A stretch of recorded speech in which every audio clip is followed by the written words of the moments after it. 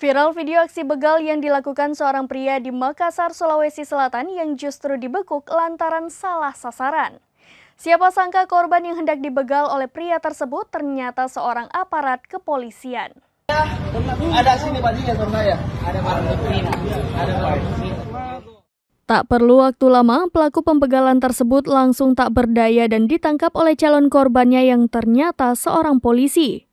Video penangkapan begal yang dilakukan oleh korbannya itu pun viral di media sosial usai diunggah akun @terang_media pada Jumat 6 Oktober 2023. Dalam unggahan tersebut, tampak seorang pria yang diduga tangannya dijerat duduk di bagian bawah depan motor sambil berjongkok. Tampak raut wajah cemas dan ketakutan yang ditunjukkan pelaku pembegalan tersebut.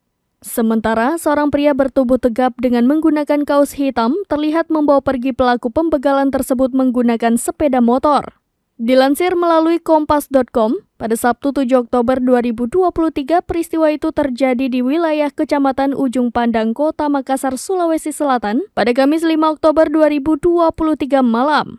Pria berpakaian hitam kemudian melakukan pemeriksaan di kendaraan berwarna putih yang diduga milik pelaku.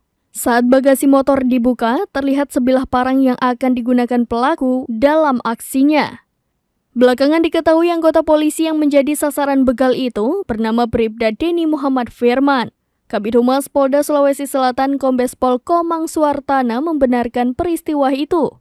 Ia mengatakan bahwa sasaran begal merupakan anggota polisi yang sedang melintas pada Jumat 6 Oktober 2023. Komang juga mengungkapkan bahwa anggota Bribda Deni Muhammad Firman juga akan diberikan apresiasi atas keberaniannya melumpuhkan pelaku begal tersebut.